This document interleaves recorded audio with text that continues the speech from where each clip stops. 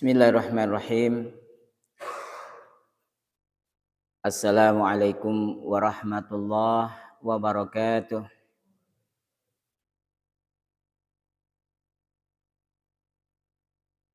Innal hamdalillah nahmaduhu wa nasta'inuhu wa nastaghfiruh. Sesungguhnya pujian itu hanya milik Allah Subhanahu wa taala yang patut kita puji. Karena Allah lah yang telah memberikan begitu banyak nikmat kepada kita, baik nikmat yang ada di dalam tubuh kita maupun nikmat yang ada di luar kita. Maka daripada itu, hendaklah kita selalu memujinya, nahmaduhu wa nasta'inuhu, dan mohon pertolongan kepadanya. Wa na'udzubillah, dan terus berlindung kita kepada Allah Subhanahu wa taala min syururi anfusina, dari kejahatan-kejahatan yang ada pada diri kita. Wa min sayyiati a'malina, maupun dari kemaksiatan-kemaksiatan yang ada pada kita. Mohon kita berlindung kepada Allah Subhanahu wa taala. Kenapa? Karena inilah merupakan suatu hal yang akan menjamin kita nantinya baik di dunia maupun di akhirat nanti. Tidak ada yang lebih sempurna kecuali kita merasa menjadi hambanya Allah Subhanahu wa ta'ala. Tidak ada kita bisa merasakan kehebatan apapun di dunia ini kecuali kehebatan yang kita yakini, yaitu dari Allah Subhanahu wa ta'ala. Dari mana kita tahu? Sumbernya adalah dari Nabi kita Muhammad sallallahu alaihi wasallam, yang disampaikan kepada sahabatnya, yang disampaikan kepada tabi'in, sampai kita saat ini masih bisa untuk sama-sama melaksanakan ajaran agama Allah itu dengan sebenar-benarnya. Kita jangan takut, jangan khawatir, jangan kita bersedih hati ketika kita menapak di dalam perjalanan agama Allah ini. Memang banyak, yaitu para iblis-iblis yang tidak senang dengan ajaran yang benar ini. Kemudian kita sholawat kepada Nabi kita Muhammad sallallahu alaihi wasallam, yang telah mengantar Islam di permukaan bumi dan diamanatkan kepada beliau untuk menyebarkan agama Allah ini, dan betul-betul kita taat kepadanya dan kita selalu bersalawat kepadanya. Allahumma shalli wa sallim ala Muhammadin wa ala alihi wa sahbihi ajma'in wa ba'da. Kaum muslimin rahimani wa rahimakumullah. Kemarin kita sudah sampai di mana? Masuk surah An-Nisa ya. Di dalam surah An-Nisa itu terkandung ada beberapa ayat yang mengandung suatu hal yang sangat luar biasa, yaitu yang tidak bisa tergantikan oleh dunia dan seisinya. Dan kalau kita tahu surah ini, 5 ayat tersebut di dalam Quran surah An-Nisa, itu merupakan suatu hal yang sangat mengagumkan bagi kita. Dan tidak ada pun seisi bumi ini yang bisa untuk mengalahkannya. Sampai Ibnu Mas'ud radhiyallahu an itu mengatakan, di dalam surah An-Nisa itu terdapat 5 ayat. 5 ayat yang sangat luar biasa, yang tidak suka hal itu, katanya. Untuk apa? Bila ditukar dengan dunia dan seisinya. Jadi dunia dan seisinya itu tidak ada apa-apanya dibandingkan 5 ayat tersebut. Ayat yang pertama yaitu tentang firman Allah, surah An-Nisa ayat 40. Sesungguhnya Allah tidak menganiaya seorang pun walaupun sebesar biji zarah. Ini suatu hal yang menakjubkan. Sebesar biji zarrah pun kita tidak teraniaya dengan hisab kita. Ketika kita beramal kebaikan sebesar biji zarrah, tetap Allah tulis. Tetap Allah cantumkan melewati malaikatnya. Itu sangat detail. Sebesar biji zarrah pun kejahatan yang kita lakukan juga tetap tercantum kalau kita belum bertobat kepadanya. Ini nggak beda bandingnya. Dibandingkan dengan keadaan dunia kita sekarang ini sebagai darul bala. Apa darul bala? Rumah ujian. Ya. Inilah ayat surah An-Nisa ayat 40 yang tidak bisa ditukar dengan dunia dan seisinya. Kemudian yang kedua, yaitu Quran surah An-Nisa ayat 31.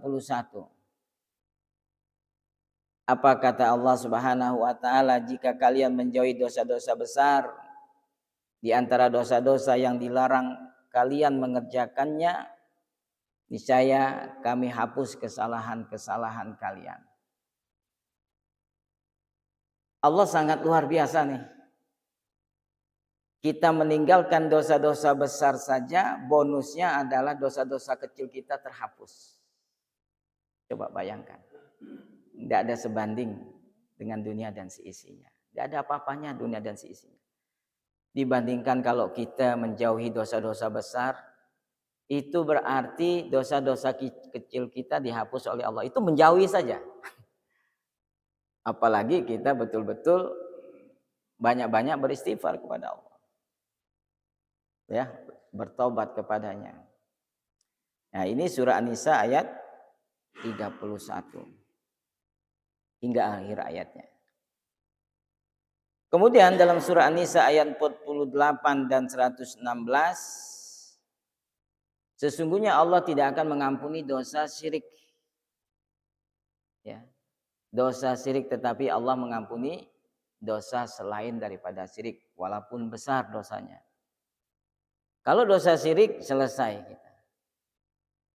Kita tidak yakin dengan Allah, kita yakin dengan yang lainnya, dengan paranormal, dengan perdukunan dan lain sebagainya, udah selesai kita. Seluruh amal-amal kita yang kita setengah mati kerjakan nggak berguna. Percaya kepada keris, percaya kepada sesajenan, percaya kepada sesuatu yang bisa menghasilkan kenikmatan dunia. Ya. Minta cari di Gunung Kawi, pergi ke Kawah Menumbing. Cari apa? Untuk mendapat karunia dunia.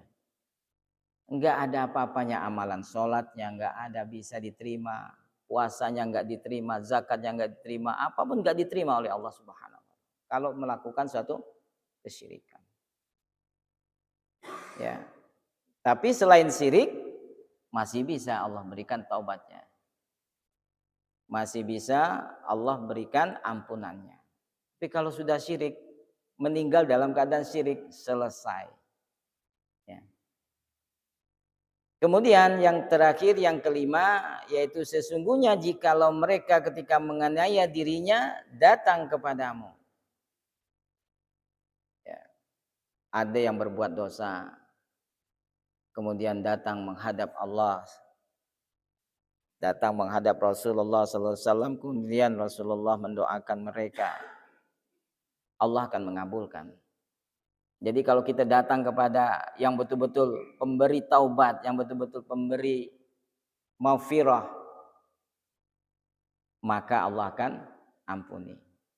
Inilah ayat-ayat di dalam surah An-Nisa yang kata Ibnu Mas'ud, aku tidak suka kalau ditukar dengan dunia dan seisinya. Nah, kaum muslimin rahimani wa rahimakumullah, kemarin kita kalau nggak salah sudah masuk kepada surah An-Nisa ayat pertama. Ya. Ya ayuhan nas ittaqu rabbakumul ladzi alladzi khalaqakum min nafsin wahidah wa khalaqa minha zawjaha wa batha minhuma rijalan katsiran wa nisaa wattaqullaha allazi tasaaluna bihi wal arham innallaha 'alaikum raqiba. Ini sudah belum ini kemarin? Belum. Ya, baik. Kita kaji pada pagi hari ini. Allah membuka di dalam ayat ini dengan panggilan umum semua manusia. Tidak dihususkan kepada orang beriman, semua manusia. Tidak dihususkan kepada bentuk rupanya. Tidak dipandang daripada seluruh bentuk-bentuk gambarannya. Semua manusia pada umumnya Allah ajak. Untuk apa? Bertakwa. Ittaqu, bertakwalah kalian. Rasulullah menyebarkan hal ini. Ya ayyuhan nas, ittaqu, bertakwalah kalian. Bertakwa kepada siapa? Rabbakumul ladzi khalaqakum min nafsin wahidah. Ini ayat memberikan satu bimbingan kepada kita untuk Allah jelaskan asal usul kita. Sebelum kita bertakwa, kita harus berilmu. Bagaimana kita mau bertakwa tapi nggak ada ilmu? Kita nggak tahu. Mar-Rabbuna, siapa Tuhan kita? Maka Allah jelaskan. Ittaqu rabbakum alladzi khalaqakum min nafsin wahidah. Rabb kamu adalah Rabb yang menciptakan kamu. Rabb kita yang menciptakan kita. Siapakah dia? Yaitu pertama kali adalah bapak kita. Nabi Adam alaihis salam. Ya. Jadi dijelaskan di sini Allah Subhanahu wa taala berfirman memerintahkan kepada makhluknya siapapun dia yang namanya manusia untuk bertakwa kepada Allah. Karena Allah memberikan satu pengetahuan bahwasannya manusia itu asal usulnya adalah dari Adam alaihissalam. Adam alaihissalam. Ini membantah seluruh argumen-argumen yang menyatakan bahwa manusia itu bukan dari Adam. Ada nyatakan dari kera lah, ada menyatakan dari manusia purba lah. Sekian tahun. Dengan ayat ini Allah menjelaskan bahwa sesungguhnya manusia itu asal usulnya dari min nafsi wahidah. Ya, dan diterangkan oleh Nabi SAW nafsul wahidah itu adalah Adam alaihis salam. Ketika Adam alaihis salam kemudian beliau tidur, kemudian wa khalaqa minha zaujaha. Dalam tiduran Adam itu kemudian Allah ciptakan dari tulang rusuknya pasangannya, Siti Hawa. Zaujaha sebagai istrinya. Dari diri Allah, dari dirinya Allah juga menciptakan istrinya. Ini menjelaskan Siti Hawa alaihi salam itu Allah ciptakan dari rusuk sebelah kiri bagian belakang. Ya. Adam tidur diciptakan dari tulang rusuk sebelah kiri bagian belakang, kemudian terciptalah Hawa. Jadi asal usul kita Allah informasikan dulu. Jangan salah bertakwa. Ya, manusia diajarkan oleh Allah itu dengan ilmu. Ketika berilmu baru dia bertakwa. Tahu nggak kalian?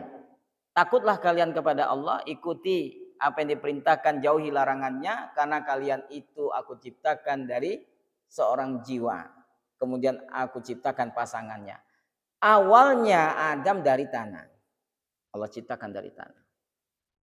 Setelah Allah bentuk dia dari tanah, kemudian Allah ciptakan pasangannya dari tulang rusuk sebelah kiri bagian belakang Adam.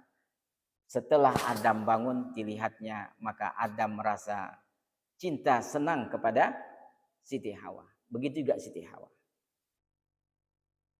Tapi ini kehidupannya terjadinya ketika di surganya Allah Subhanahu wa taala dan Allah berfirman kepada Adam alaihissalam dan Siti Hawa, Apa?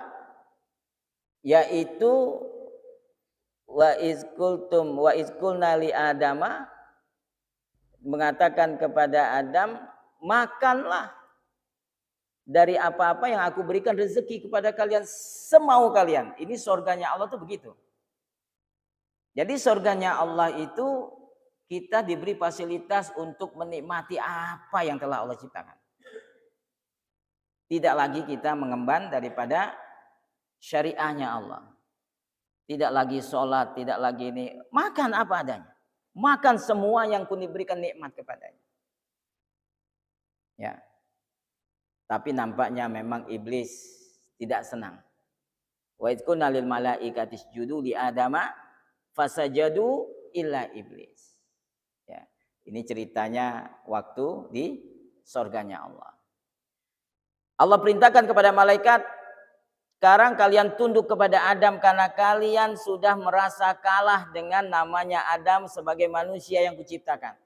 Kalian gak bisa menyebutkan satu persatu asma-asma yang ada di muka alam. Nyerah malaikat. Ya, kami gak punya ilmu ya Allah, kecuali yang apa yang telah kau berikan kepada kami. Dan Adam menyebut semuanya. Maka manusia itu mempunyai suatu kehebatan. Apa? Tahu dengan seluruh alam-alam semesta yang diciptakan Allah ini. Maka timbullah nama-nama yang begitu banyaknya. Ya. Kalau malaikat nggak tahu dia. Jin nyerah dia sama manusia. Tapi manusia ini sangat luar biasa.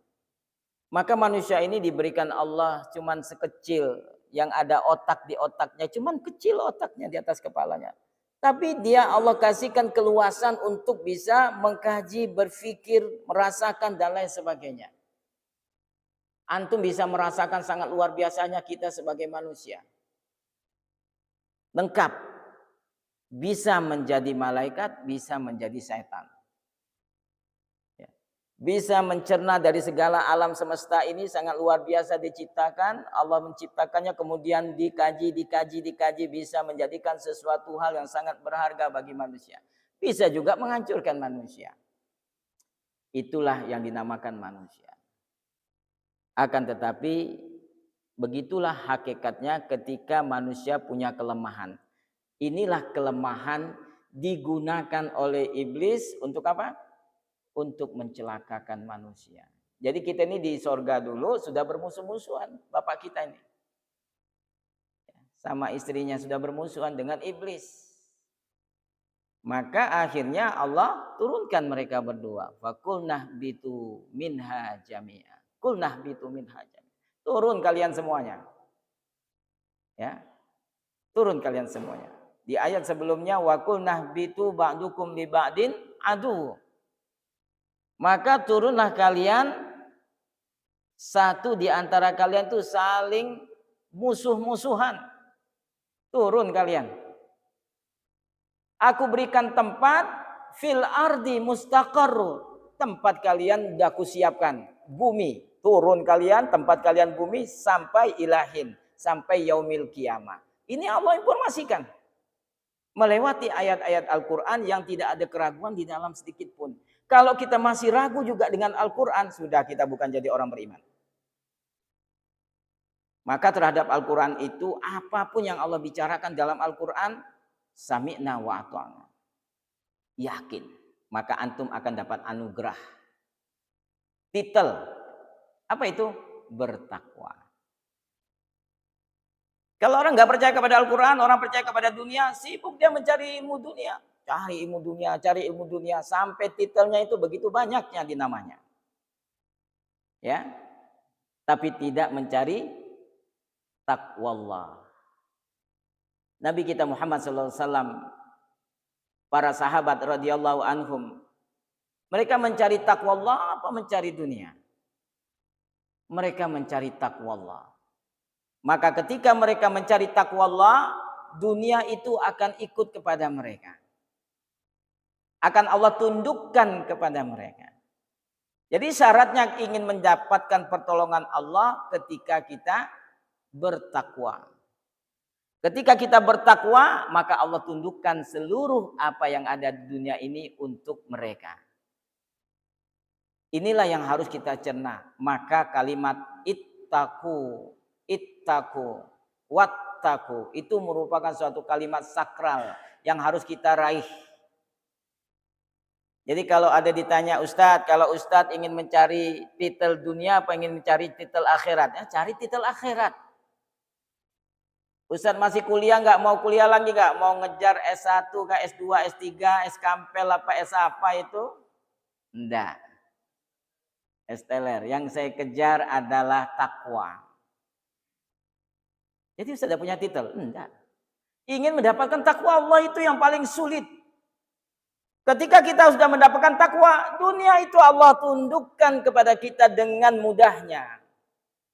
Itu kalau ada istilah sekarang ini kan tren ada PPA. Pola pertolongan Allah. Wah, ini sudah tren nih. Di Indonesia ini sudah berkembang PPA. Saya juga baru dengar PPA ini. Sebenarnya kalau kita yakin dengan Al-Quran dan Sunnah Nabi Sallallahu Alaihi Wasallam, itu sebenarnya sudah lebih dari PPA, pola pertolongan Allah. Ya. Jadi inilah yang sangat harus kita tegakkan. Baik. Jadi kaum muslimin rahimani wa rahimakumullah, kita teruskan. Setelah Allah menciptakan Adam, kemudian menciptakan Siti Hawa. Setelah itu mereka berdua digoda oleh iblis, kemudian Allah turunkan ke muka bumi. Sampai yaumil qiyamah, karena kita dengan iblis itu adalah bukan sahabat. Kita dengan iblis adalah musuh bebuyutan sampai yaumil qiyamah. Jadi kalau tahu antum punya musuh, punya siapa? Iblis dan teman-teman iblis. Ya. Teman-teman iblis ada yang kadang-kadang berbentuk manusia, ada yang berbentuk jin. Dan iblis pun sekarang sudah mulai santai, karena nggak sibuk untuk menggoda kita dan memusuh-musuh kita. Dia sudah banyak pasukannya. Ya, pasukannya sudah banyak. Maka kita sama kita dihantamnya. Tetapi kita nggak merasa, hai manusia. Tidak merasa sebagai manusia. Sebenarnya kita berantem dengan siapa? Dengan tentara iblis. Maka tentara iblis ini sangat takut dengan orang beriman. Mereka tahu orang-orang Yahudi, orang-orang Nasoro, orang-orang al-musyrikun. Mereka takut ketika orang-orang beriman ini berpegang teguh kepada kitabullah wa sunnati Rasulillah sallallahu alaihi wasallam. Takut, Pak. Kenapa? Karena mereka sadar tidak bisa dikalahkan. Tidak bisa dikalahkan. Kalau kita sudah berpegang teguh kepada Al-Quran dan Sunnah dengan benar, dengan hak, walau karena murah, walaupun itu sangat luar biasa pahitnya,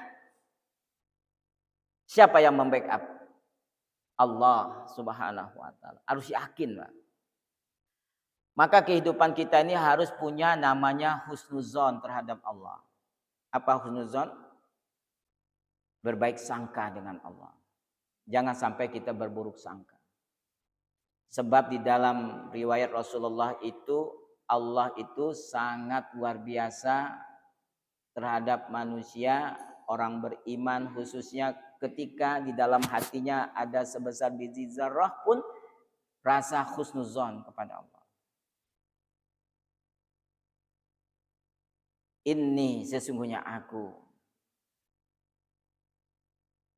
sangat meyakini seorang hamba ketika dia berhusnuzon, berbaik sangka.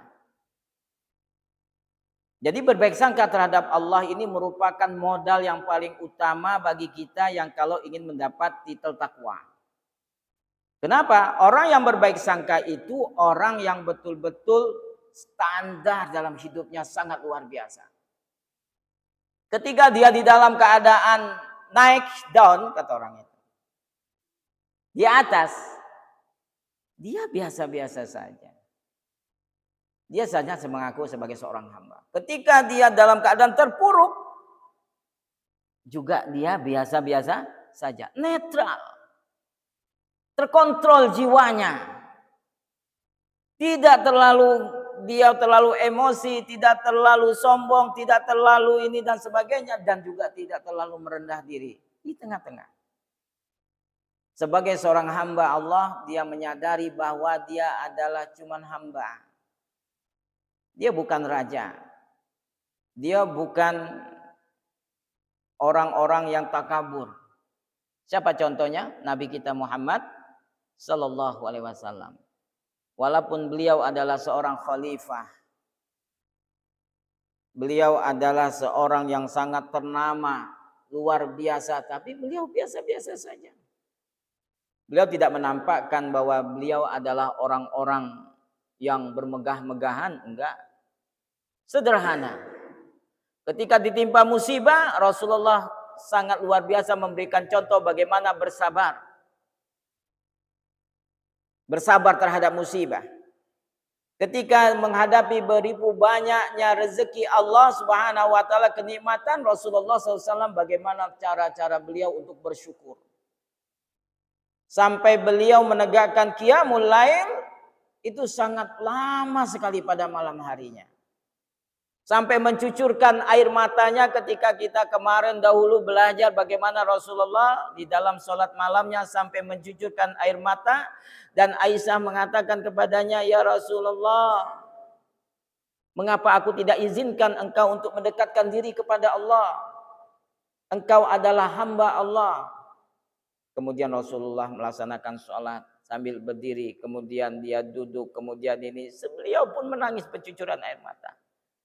Seorang nabi yang sudah diampuni dosa-dosanya, yang dahulu dan yang akan datang, tetapi masih juga ingin melakukan pendekatan diri kepada Allah. Apalagi kita yang bukan nabi, yang tidak tahu dosanya dahulu masih banyak, apalagi yang akan datang.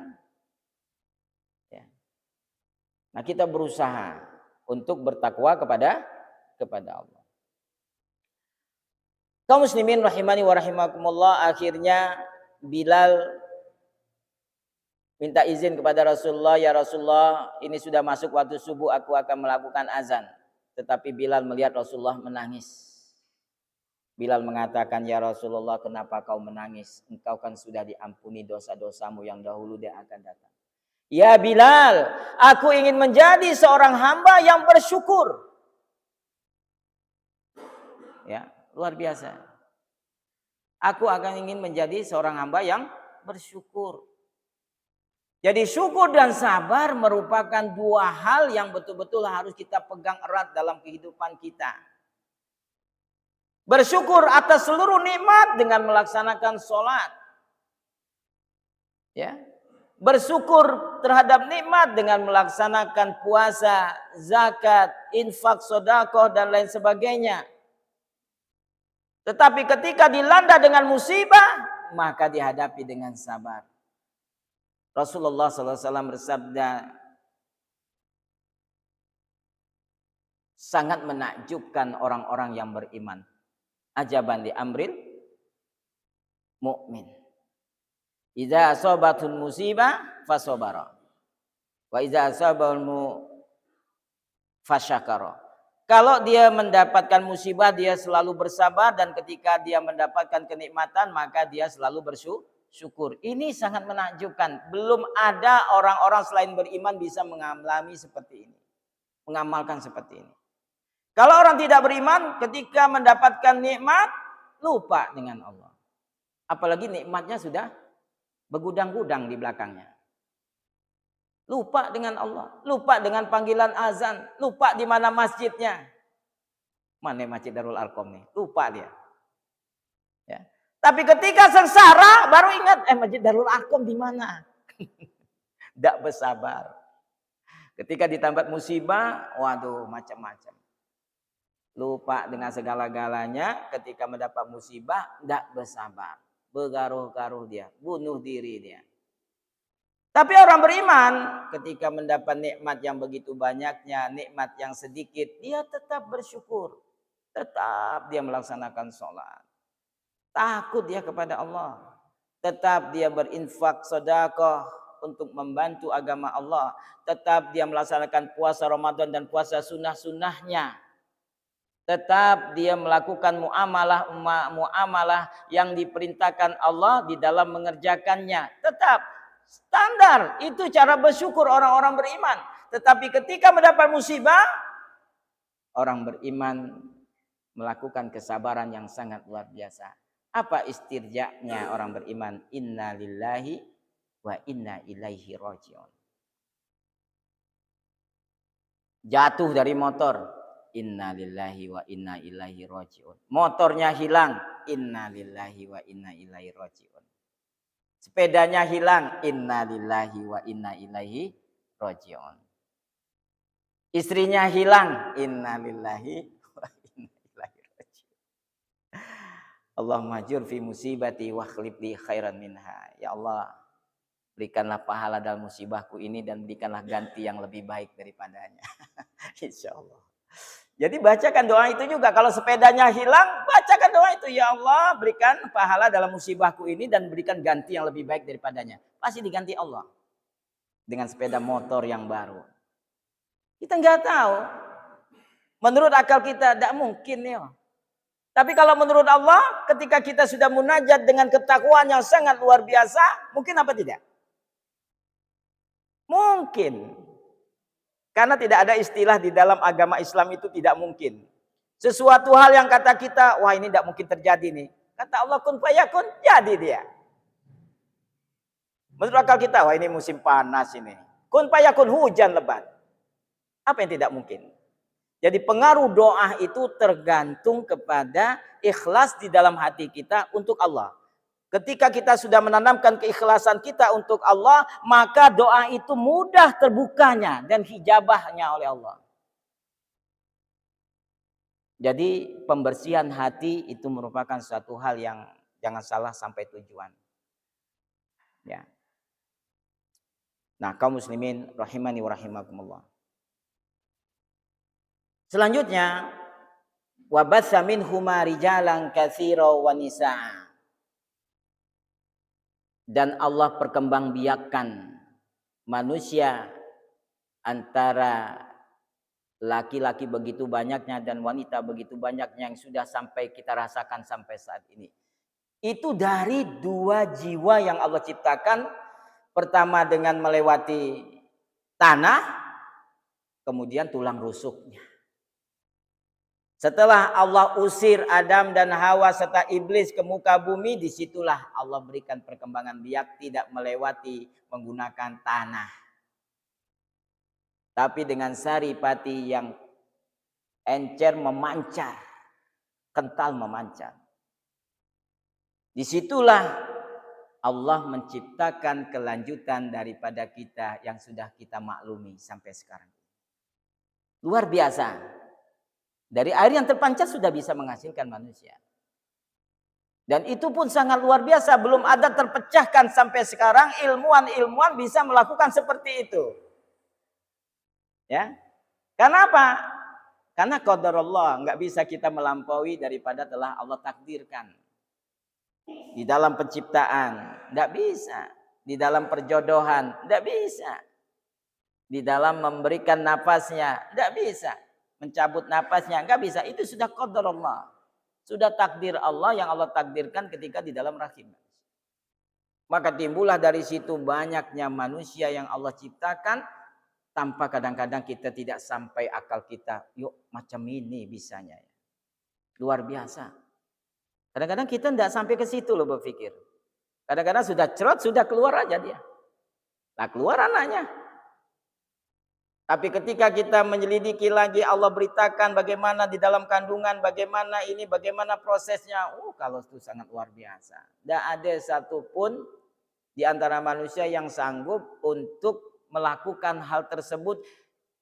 Kecuali dia mengucapkan subhanaka. Ma'il malana ila ma'alam tanah.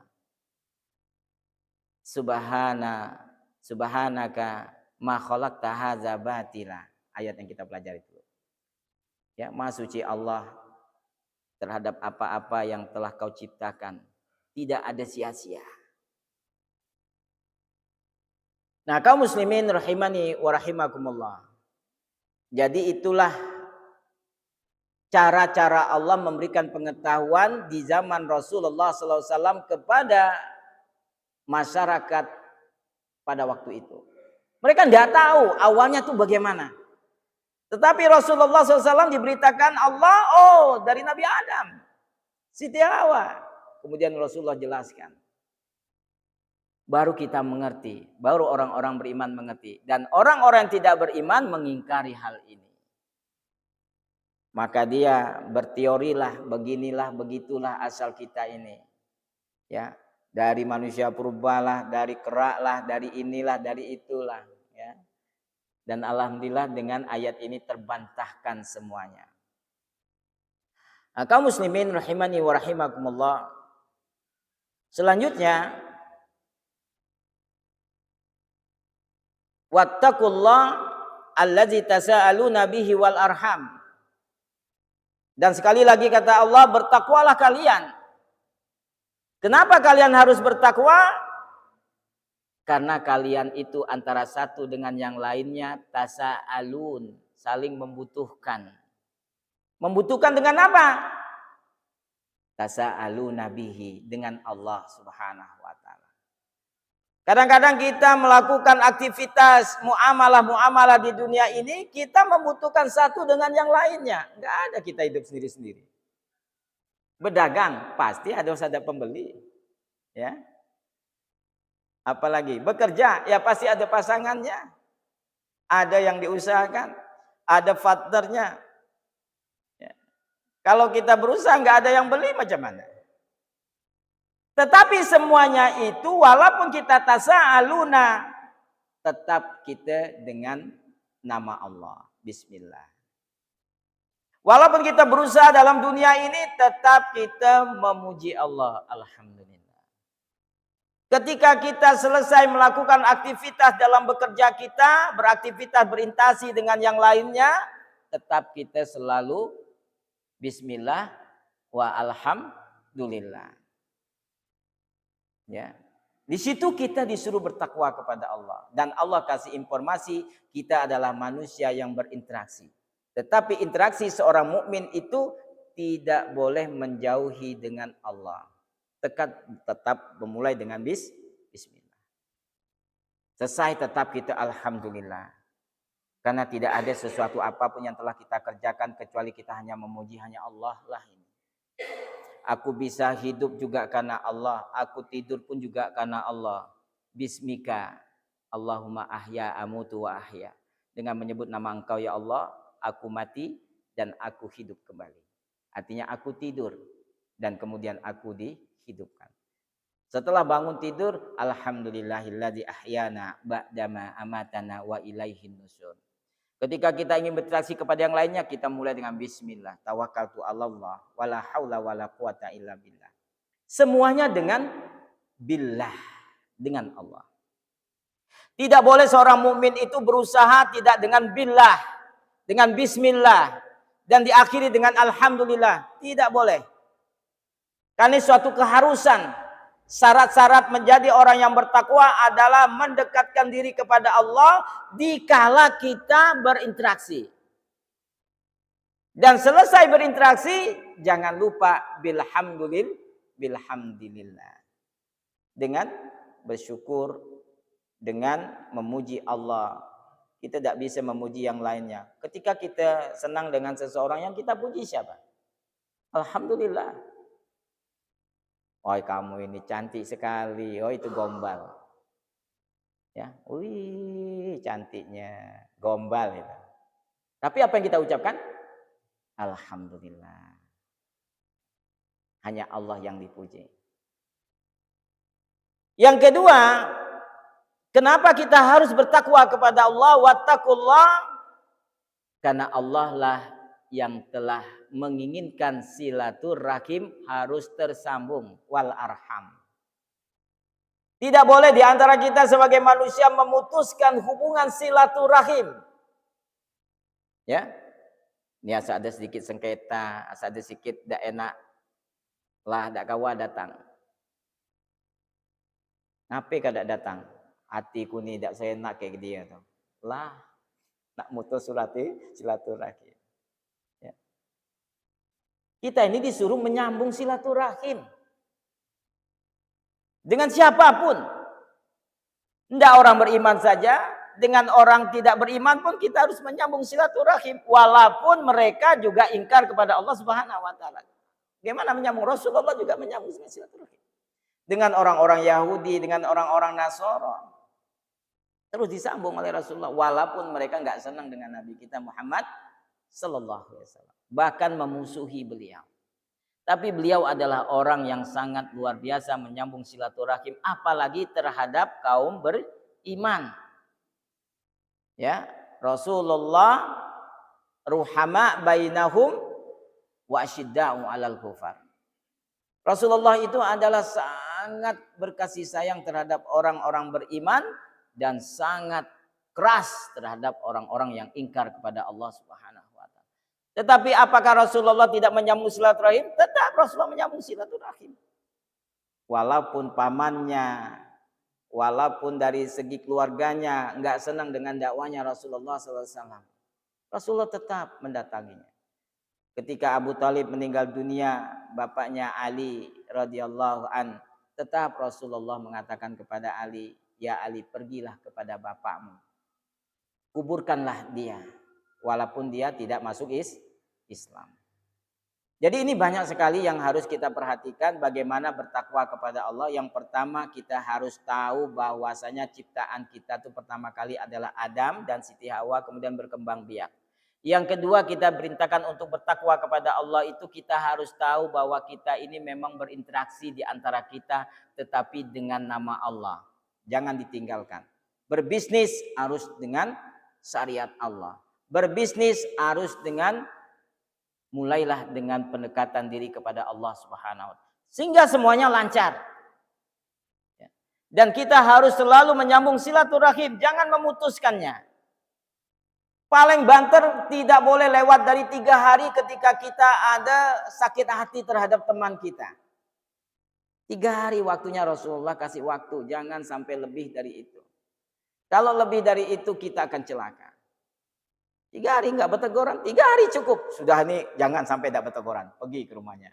Ya akhi, mohon maaf, saya ada salah. Atau kalau ada salah saya mohon maaf. Kalau antum punya salah juga saya maafkan. Udah, timbul silaturahim, jalan lagi. Dan akhirnya kaum muslimin rahimani wa rahimakumullah, Allah tutup di dalam ayatnya ini dengan innallaha kana alaikum raqiba. Sesungguhnya Allah itu raqib. Apa raqib? Yaitu mengawasi. Dimanapun tetap diawasi oleh Allah. Kita kalau ada pengawas-pengawas di dunia, takut. KPK takut. Sekolah ada pengawas, takut. Tapi masih nyontek. Tapi masih berbuat curang. Tapi masih korupsi, masih mencuri. Ketika seorang beriman yang mengawasnya Allah, dimanapun dia berada, tetap dia menyatakan ada pengawasku. Siapa? Allah. Maka tidak berani orang beriman itu. Maka dia jujur, maka dia amanah. Ya, betul-betul dia jujur, betul-betul amanah. Jadi kalau ingin mencari karyawan, cari karyawan yang amanah. Jadi tes psikolognya pertama kali amanah apa enggak dia dites. Taruh duit 500.000 di situ. Hilang apa enggak? Nah, ketika hilang, oh sudah jadi karyawan. Dites, tes amanah. Ya, tes di suatu toko, misalnya kerja di toko itu, dia di situ. Ada dah hilang barang. Kalau hilang barang, oh berarti tidak aman. Jadi yang nomor 1, kalau ingin menjadikan karyawan, cari yang amanah. Yang pertama menegakkan sholat. Ya.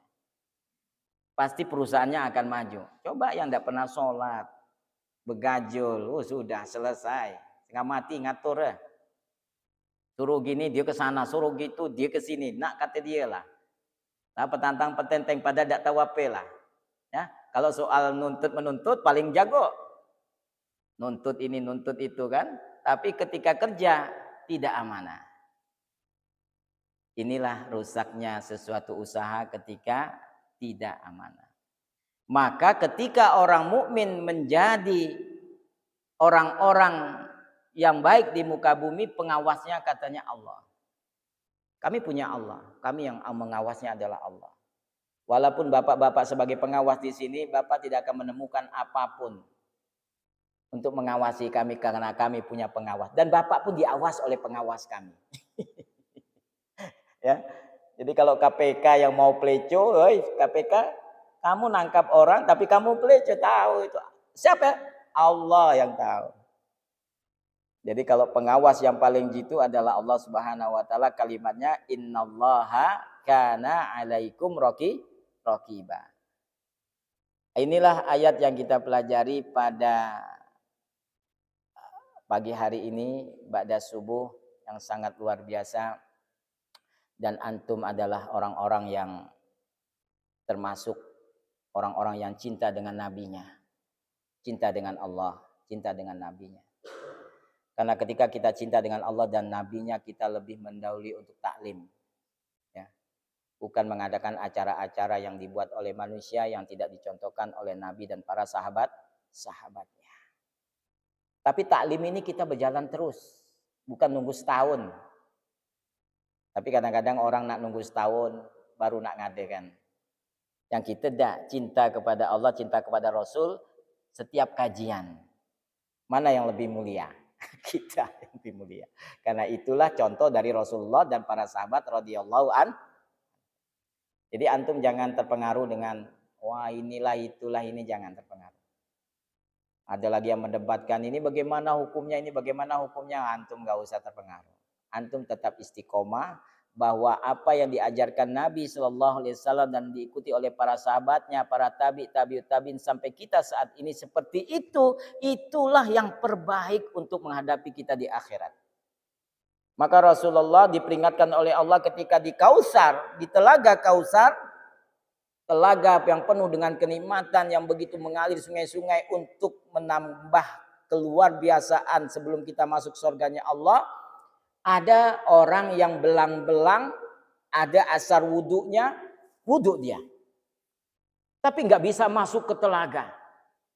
Allah stop, nggak bisa masuk telaga. Sampai Rasulullah mengatakan, ya Allah, kenapa dia tidak bisa masuk ke telaga? Telagaku menikmati segala fasilitas minuman yang ada di telaga. Yang jumlah bejananya itu seperti bintang-bintang di langit sana. Kata Allah, setelah kau meninggal dunia ya Muhammad, mereka membuat syariat-syariat baru. Ya kalau tidak percaya silakan. Kita nak nengok lah. Masuk tak ke telaga Allah Subhanahu wa taala ketika hadis itu disampaikan oleh Rasulullah, dan orang beriman sangat yakin. Jangan membuat-buat syariat walaupun banyak orang yang mengada-ngadakan. Apakah Rasulullah juga di zamannya seperti itu? Luar biasa. Ya dihadapi luar biasa. Banyak masyarakatnya, banyak kaumnya gak senang dengan ajaran yang sebenarnya. Sampai dibenci, sampai diusir. Sampai hijrah ke Madinah. Allah hijrahkan ke Madinah. Allah lindungi dalam perjalanan. Itu semuanya Allah yang ngatur. Kita juga kalau beriman kepada Allah, mengikuti syariatnya, kita akan dilindungi seperti Nabi kita yang dijanjikan kepada Nabi kita Muhammad. Dilindungi sama Allah, dijaga oleh Allah. Maka innallaha kana 'alaikum raqiba. Itulah makna Allah selalu mengawasi mana yang benar, mana yang tidak benar. Mana yang membuat syariat-syariat, mana yang menegakkan syariat dan istiqomah terhadap syariat tersebut. Nanti kita pada yaumil kiamah kita akan merasakan masing-masing sesuai dengan amalan kita. Silakan. Yang mereka mau menggembor-gemborkan yang tidak disyariatkan, silakan. Dan kita tegak, silakan lakukan, silakan antum. Nanti laki-laki.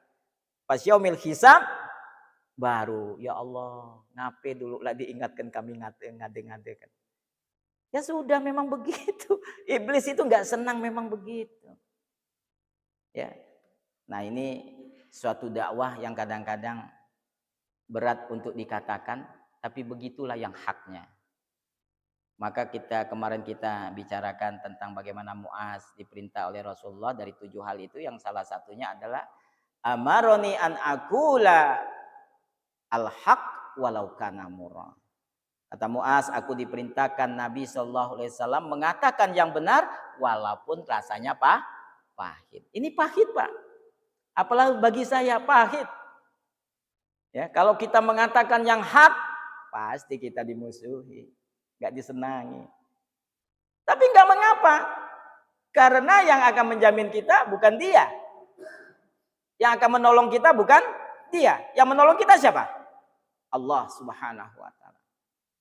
Ya, inilah yang harus kita tegakkan, kita ikhlaskan untuk berjuang agama Allah ini, kita perjuangkan dengan benar. Intan surullah ya ayyuhalladzina amanu intan surullah yansurkum wa yusabbit aqdamakum. Hai orang yang beriman, kalau kamu menolong agama Allah, maka Allah akan menolongmu dan akan menghapusi dosa-dosamu. Subhanakallah wa bihamdi asyhadu an la ilaha illa anta astaghfiruka wa atubu ilaik. Wa akhiru da'wana anil hamdulillahi rabbil alamin. Assalamualaikum warahmatullahi wabarakatuh.